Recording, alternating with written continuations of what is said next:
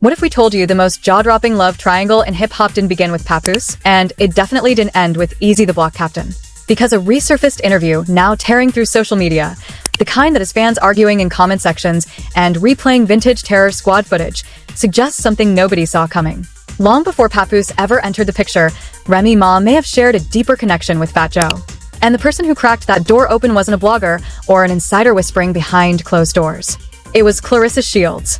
Yes, the GWOAT herself. In the middle of promoting an upcoming fight, Claressa casually delivered a revelation that had nothing to do with boxing and everything to do with romance, secrets, and memories tucked away in hotel hallways. A simple question about Remy's past turned into a moment that froze the room. Claressa leaned forward and said, "Everybody around knew she and Joe had history before Pap. That's old news to us. Just new to the public." Wait, what? Suddenly, timelines started shifting. Fans began dissecting lyrics for hidden meanings, studying award show glances frame by frame, and revisiting grainy 2005 backstage clips like investigators searching for clues. Was their chemistry always professional? Or was there something unspoken echoing beneath the music? Tonight, we sift through the fragments they assumed would stay buried. And once you understand what Claressa truly hinted at, Lean Back might never sound the same again. Because this wasn't random chatter tossed into the internet wind. It felt more like someone lighting a fuse connected to a story quietly sealed away beneath mixtape drops, prison years, and carefully curated narratives of loyalty and devotion. If Remy Ma really had a chapter with Fat Joe before Papoose, then the love story fans celebrated for years might not be the full picture. So, let's rewind the tape. In the early 2000s, Remy wasn't yet the commanding solo star audiences recognize today. She was navigating heartbreak after being discovered by Big Pun, mourning his loss while trying to find footing in an industry that moves on fast. In that vulnerable moment, one figure stood beside her, promising stability: Joseph Cartagena, known to the world as Fat Joe. And he delivered support, but perhaps in ways the public never fully grasped. Back then, Terror Squad was more than a collective, it was a kingdom. And Fat Joe ruled it. Remy spent countless nights in recording sessions under his guidance, sharpening her presence, dominating verses, and receiving what appeared to be one of the strongest mentor endorsements the Bronx had ever witnessed. But insiders are now whispering that the story went far beyond studio sessions and stage appearances.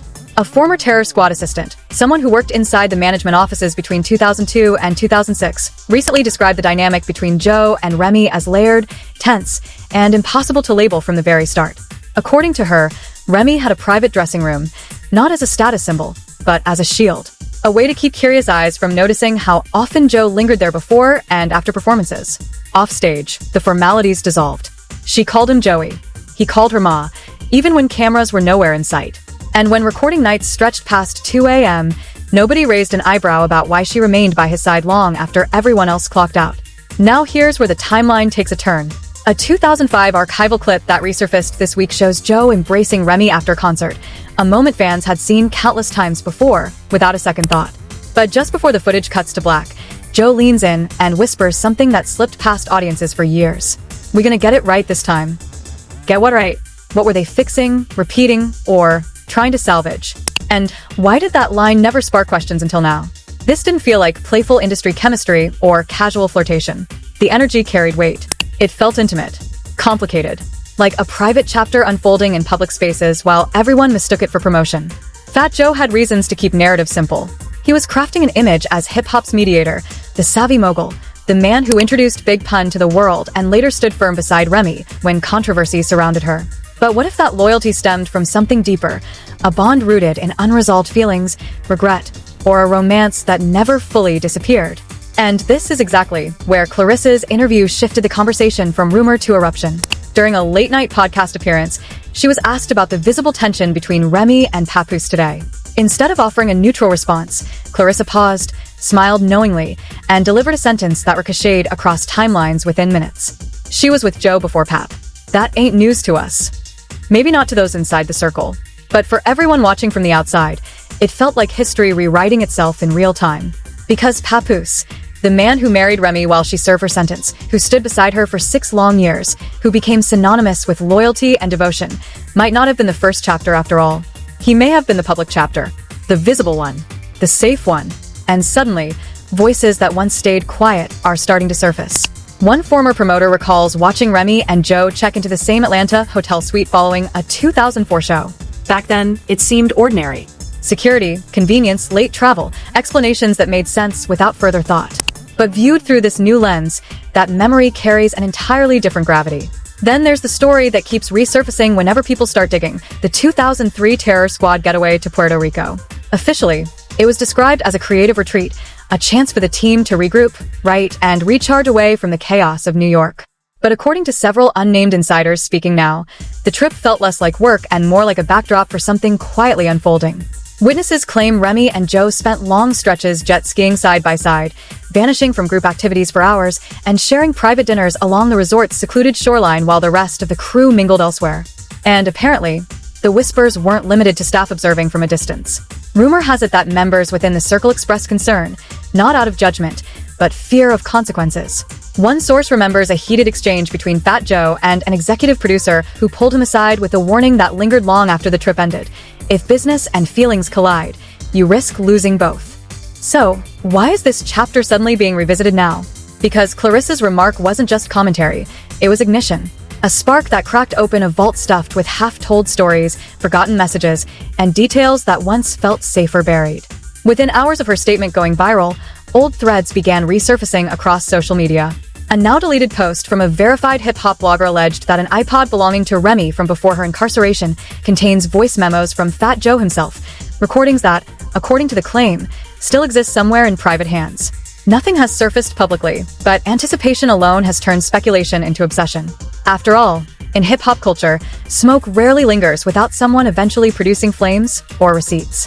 Fans have become investigators in their own right. Online forums are packed with painstaking breakdowns of vintage performances, every glance slowed down, every laugh replayed, every off-mic whisper treated like a clue waiting to be decoded. In one clip from a lean-back remix performance, viewers point to a fleeting moment where Joe and Remy lean toward each other just before the beat crashes in, exchanging a quick laugh and a comment lost beneath crowd noise. At first glance, it feels harmless. But under the weight of this narrative, even the smallest interaction is being re-examined as potential evidence. And as speculation swells, one realization hangs in the air. If there truly was a romantic chapter between Remy Ma and Fat Joe, however brief, then the timeline presented to fans for years may be incomplete. It suggests Papoose might have stepped into a love story already carrying emotional residue. It suggests Fat Joe could have tucked away personal history to preserve unity, reputation, and business stability. And it suggests Remy Ma's celebrated comeback story might include a prologue audiences never knew existed. Now that possibility is out in the open. And the conversation is only accelerating. Because Clarissa's viral quote wasn't the climax, it was the opening act. She had more to say. What followed next pushed the narrative even further, prompting reactions that echoed across timelines from the Bronx to Beverly Hills. Claressa Shields didn't simply hint at hidden truths, she described them with the certainty of someone tired of pretending. After stating that Remy's connection with Fat Joe predated Papoose, the interviewer paused, visibly surprised, asking whether she meant it. Clarissa's expression never shifted. People around them knew. She replied calmly, "I don't speak on things I'm unsure about." Pap was aware too. He just didn't think it would matter one day. And the cameras kept rolling. Over the next 10 minutes of the interview, footage that has since circulated, vanished, and reappeared across platforms like digital contraband, Claressa unpacked what she characterized as lingering tension between Remy and Joe. She described moments on recent sets where the two reportedly avoided eye contact entirely, moving like strangers despite years of shared history. The kind of distance, she implied, that only exists between people who remember more than they're willing to admit. Claressa went even further, suggesting that whatever existed between them back then never truly reached a clean ending. According to her, the early 2000s chapter left loose threads, emotions paused rather than resolved. And then she dropped a detail that instantly sent fans scrambling for receipts. "You ever notice Joe was quiet when Remy and Pap renewed their vows?" she asked. "Now you know why." That single comment triggered an immediate digital investigation. Within minutes, timelines were being revisited. In 2022, when Remy Ma and Papoose celebrated their public vow renewal surrounded by friends, cameras, and heartfelt tributes, Fat Joe's page told a different story. No congratulatory post, no supportive caption, no acknowledgement at all. Instead, his feed showed a casual sneaker photo uploaded the very same day. Sneakers, while someone he publicly called family recommitted to marriage in front of the world. But Claressa wasn't finished. She described a moment from 2015 that she claimed to have witnessed firsthand, a private after-party following a BET taping. Music was loud, conversations blurred together, but one exchange cut through the noise. Claressa says she overheard Fat Joe pull Remy aside and quietly tell her, "If you ever wanted it again, you know where I stand." She stopped short of revealing Remy's response, yet insisted Remy didn't immediately distance herself after hearing it. That quote detonated across social media like shrapnel. Within hours, hashtags linking their names began trending. TikTok sleuths combed through archives and resurfaced footage from that same BET gathering, a brief clip showing Joe and Remy speaking closely in a corner, their words inaudible but body language suddenly scrutinized with forensic intensity. What once appeared ordinary now felt loaded with implication. The narrative was evolving from rumor to pattern, and Claressa's account felt like the thread tying fragments together. Predictably, the surge of attention drew opportunists eager to insert themselves into the story. Some voices were clearly chasing relevance, but others shared memories that aligned too precisely to dismiss outright. One anonymous post attributed to a former Terror Squad road manager claimed that during a 2004 tour stretch, Remy frequently traveled in Joe's SUV instead of the group transport and reportedly had unique hotel arrangements.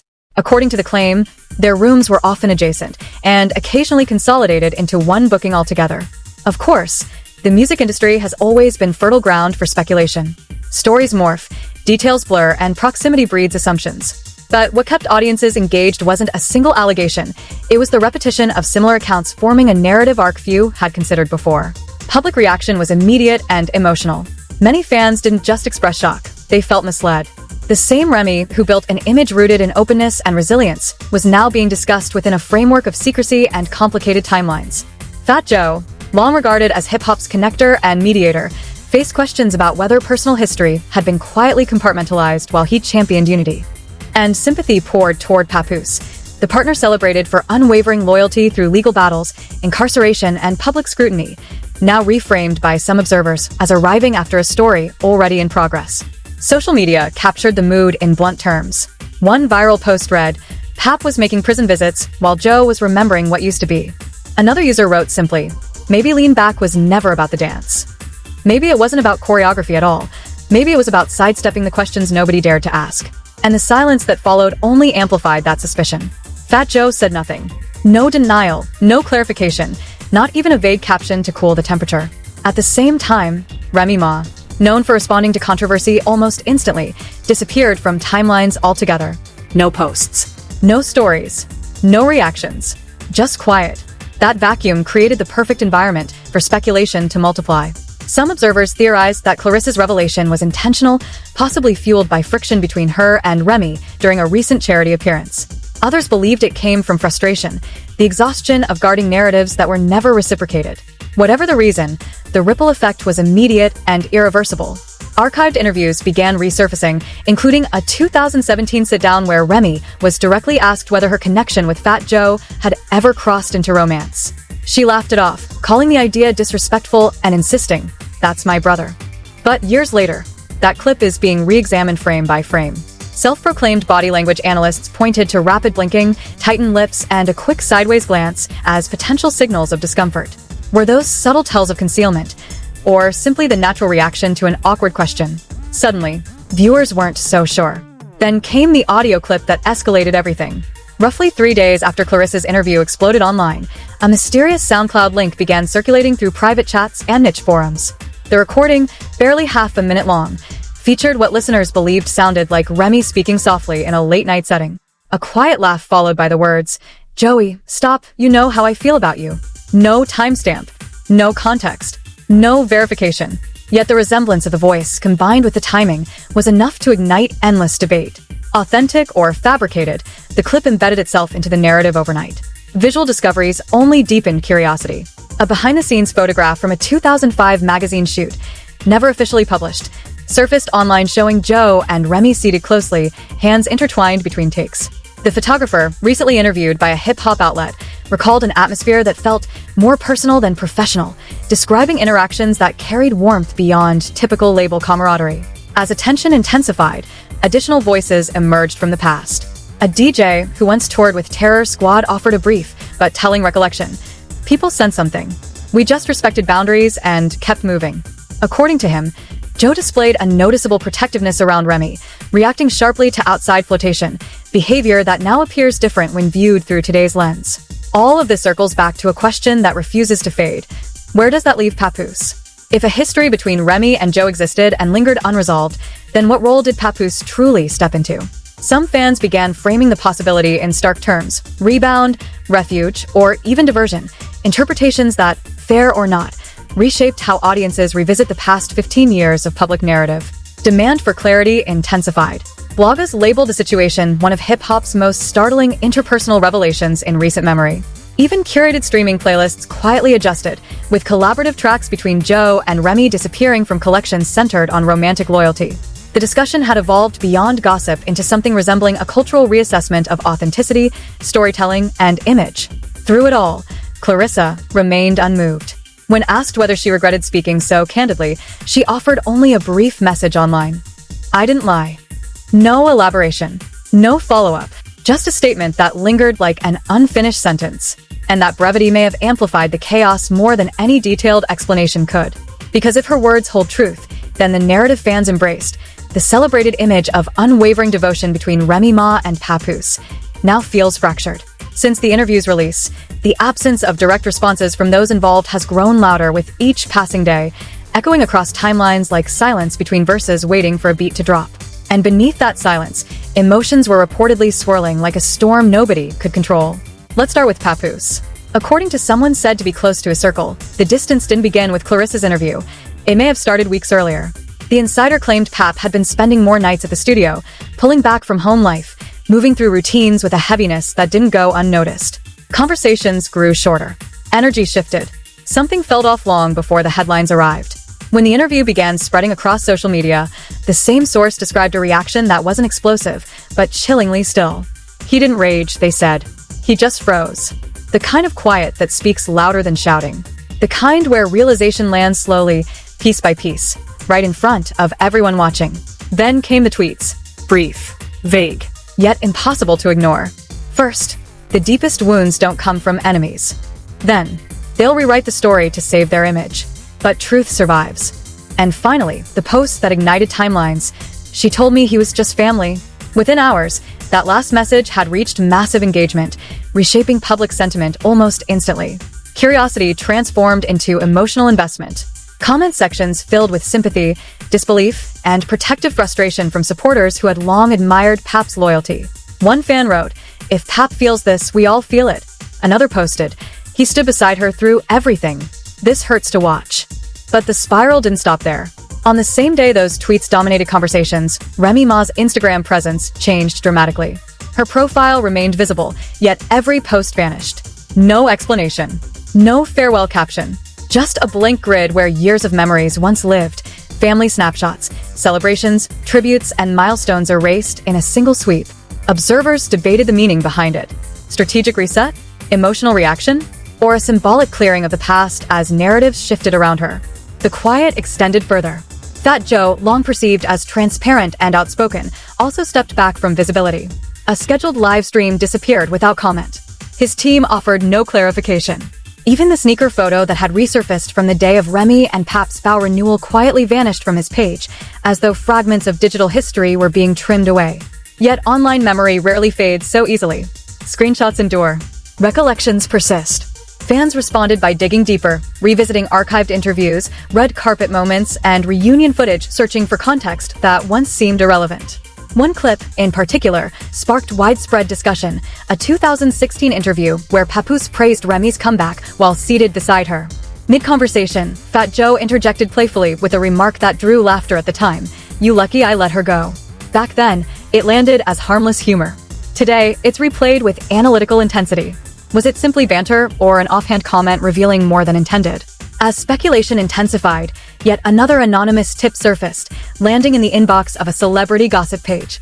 The message allegedly included a screenshot described as a 2004 text exchange attributed to Fat Joe and Remy, a fragment of communication now circulating without verification, but fueling continued debate. The alleged message read, "I hate seeing you around those clowns. You know I'm the only one who ever understood you." The gossip page that shared it stopped short of verifying whether it was real, but verification hasn't slowed belief. Screenshots spread faster than fact checks, and for many viewers, plausibility was enough. Behind the scenes, talk of mounting pressure has begun circulating. One anonymous label representative described the atmosphere as tense, claiming teams were scrambling to contain fallout while partners quietly monitored engagement spikes and audience sentiment. According to that account, brand conversations paused, strategy meetings multiplied, and the biggest question echoing across conference calls was simple: what happens next for Remy Ma, if anything at all? Then came a twist nobody anticipated. A separate audio recording surfaced online, allegedly captured only days before Claressa Shields gave the interview that ignited everything. In the clip, a woman whose voice listeners speculate resembles hers can be heard telling someone off camera she was going to say it herself. That was the plan. I just spoke first. The recording remains unconfirmed, yet its existence reshaped speculation overnight. If authentic, the implication is staggering, that Remy may have been aware the conversation was coming and possibly intended to address it on her own terms. So why didn't that happen? Theories diverge. Some suggest maternal instinct, a desire to shield family from scrutiny. Others believe she assumed Papoose already understood the past and had emotionally reconciled with it. But sources claiming proximity to Pap now describe a different reality, one marked by shock and attempts to regain control of public perception rather than immediate legal separation. And while speculation swirls, more potential developments hover on the horizon. That pre-incarceration iPod mentioned earlier, rumored to contain personal voice memos, has re-entered discussion.